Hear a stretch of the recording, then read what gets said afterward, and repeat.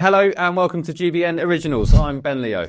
Now imagine a world where your wallet becomes obsolete. No card numbers, no PIN codes, just you, your face and your hand becoming the key to your financial transactions. It sounds like something out of a sci-fi blockbuster, doesn't it? But this isn't fiction. It's the future MasterCard envisions for all of us by 2030.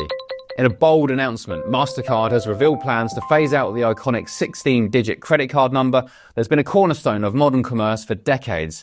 And instead, of course they're turning to biometric authentication, using your unique physical traits such as your face or your palm to verify payments. What could go wrong? By the end of this decade, MasterCard's vision is that your body will be all you need to pay for groceries, book flights, or shop online. This announcement is part of a broader shift in how we think about money and security in an increasingly digitized world. But what does this mean for you, me, and society as a whole? Well, let's break it down. For decades, credit cards have been at the heart of global commerce. They've made life easier for billions of people all around the world. But as technology has advanced, so too have the threats to our financial security. Last year alone, 2024, global card fraud reached staggering levels, with billions lost to cybercrime. Data breaches exposed sensitive card details from some of the world's biggest corporations, such as Marriott, Ticketmaster, and even major retailers weren't spared. So this isn't just an inconvenience, it's an absolute crisis. Because every time you swipe or tap your card at a payment terminal or enter your details online, you're exposing yourself to potential fraud. Criminals are getting smarter and even more sophisticated each and every year. This escalating crisis has pushed companies like MasterCard and Visa too to rethink how we pay and how we protect ourselves. Their solution?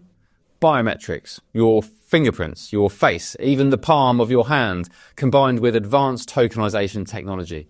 So how does that all work then? Biometric authentication is simple, yet incredibly powerful. Instead of storing your credit card number on a physical card or in an online system where it can be stolen by hackers, tokenization converts it into a unique digital identifier stored securely on your device or in a cloud-based system. This token is meaningless to anyone who tries to steal it because it can only be verified when paired with your personal biometric data. When you make a payment using biometrics, whether it's through facial recognition or scanning your fingerprint, the system verifies both the tokenized data and your physical traits. This ensures that even if hackers breach a system or intercept payment data, they just can't access anything useful. The goal is clear. Us blokes hate talking about a little thinning up top, and many of us settle with that balding look, but that wasn't for me, and that's why I went to Elite Hair, the world's leading hair loss clinic, and now I've had over 4,000 new hairs added to this barnet, and very soon I'm going to be rocking some brand new flowing locks, and you can too. So how does it work? Step 1, I sent the team a set of photos of my head. Step 2, I then spoke to one of the Elite Hair staff who looked through my photo submissions and worked out a treatment plan for me. Step 3, Elite Hair then organised accommodation and the treatment. I was at their state-of-the-art treatment centre in Istanbul, and their incredibly kind staff took me through the process, and before I knew it, I was in surgery. Elite Hair and their leading medical experts have specialised in pain-free treatments using the sleep deep method, and they really mean that. I felt incredibly relaxed the whole time, and I haven't felt any pain since. Check out Elite Hair using the link in the description. When you do, Elite Hair will provide you with a free personalised hair analysis. Then you'll join over 100,000 happy patients. Hit that link and start your hair growth journey like I did today. Eliminate vulnerabilities in traditional payment systems while making transactions faster and more convenient for consumers. MasterCard isn't alone in this revolution. We've already mentioned Visa. They're making strides with biometric payment technology. In fact, Visa has already certified biometric payment cards equipped with fingerprint sensors and advanced security elements like Infineon's SLC38 chip. And to me and you, that's a cutting-edge piece of tech designed specifically to secure transactions. These innovations with a free personalised strides with biometric payment technology.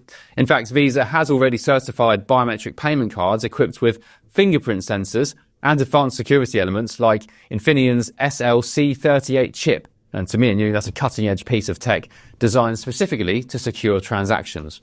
These innovations are being tested and rolled out all around the world. In Australia, MasterCard has partnered with AMP Bank back in 2022 to launch its very first numberless cards. And these cards didn't display any visible account numbers or expiration dates, which is, according to them, a significant step forward to eliminating physical identifiers altogether. Meanwhile, Visa-certified solutions like IDEX Pay and Secura Pay Bio are paving the way for adoption across Asia, Pacific markets and beyond. So the race really is on between these two giants, MasterCard and Visa, to define the future of how we spend our money. But there's more at stake here than just convenience at checkout counters. The rise of biometric payments is part of a much larger trend, the convergence of digital identity systems with financial transactions.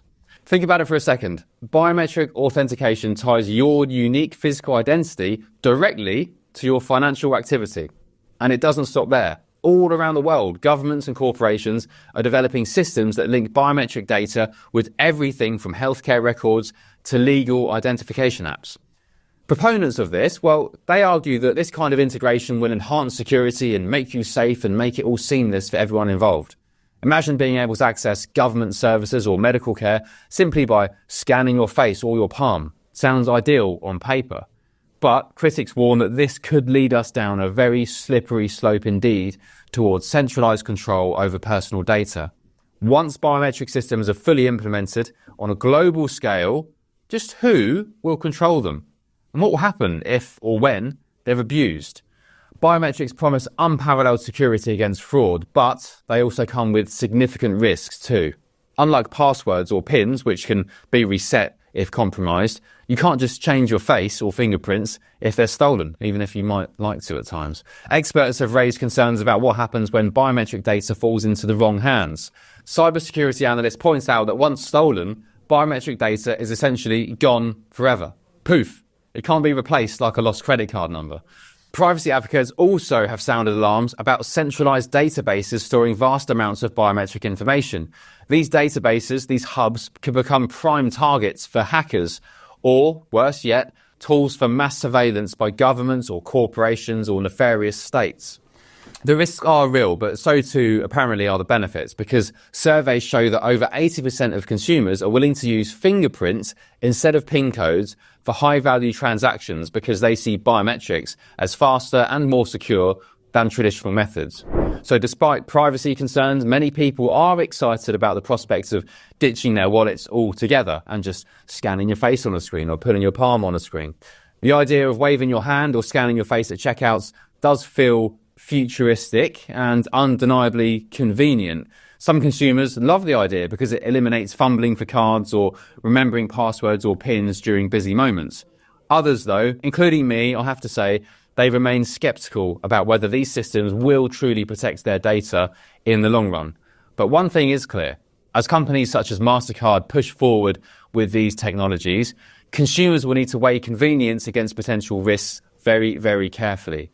MasterCard's ultimate goal isn't just removing numbers from credit cards. No, it's removing cards altogether. And by eliminating physical cards entirely from their ecosystem by 2030, only 5 years away, MasterCard hopes to reduce fraud while enhancing user experience across its global networks. But this shift also raises very serious questions about choice and control. Will consumers like me and you still have alternatives if we don't want our bodies tied directly to payment systems? Or will they eventually be forced into adopting these technologies, whether they like it or not? And as we approach 2030 and potentially say goodbye to physical credit cards altogether, the question isn't whether biometrics will dominate payments, it's how this transformation will reshape society as we know it. Will these technologies make transactions safer? Or actually, will they really just expose us all to new vulnerabilities? Will they empower individuals? Or will they centralize control in ways we can't yet foresee? One thing is certain, the future is coming and it's coming fast, and it's written, apparently, on our palms and faces. Thank you for watching. This has been Ben Leo. Don't forget to subscribe to GB News YouTube for much more.